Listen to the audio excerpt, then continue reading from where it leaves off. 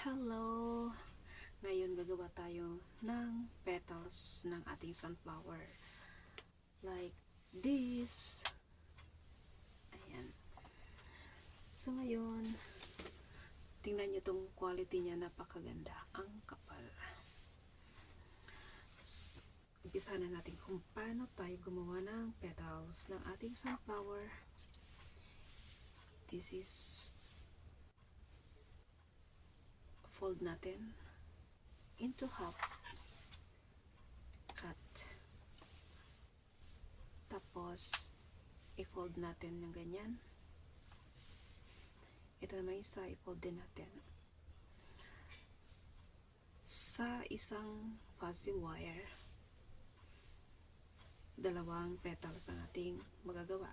Sinusukat ko lamang siya guys dito sa aking daliri para siyang 1 inch. Ganyan. Tapos, twist natin ng 2 times. Then, i-bend natin down to meet together. Then, i-twist natin ng ganyan.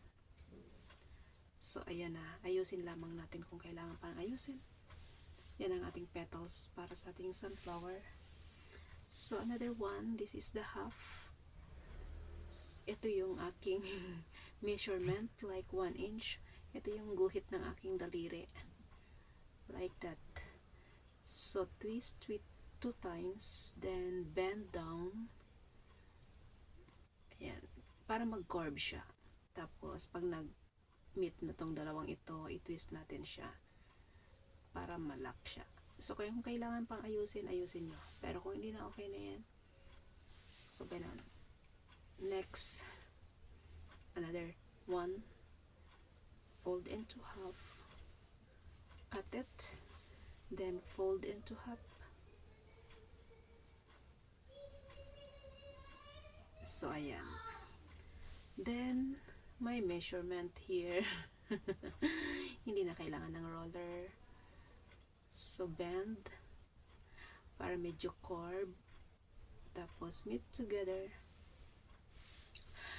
Kung kailangan yung gumamit ng flies, pwede naman pang lock kasi medyo masakit yan sa kamay. So, ganyan. So, next, another one. Twist 2 times. Bend pababa. Kapag nag-meet na yung dalawang dulo, i-twist natin ng ganyan. Konting buka, konting ayos. Okay na siya. So, this is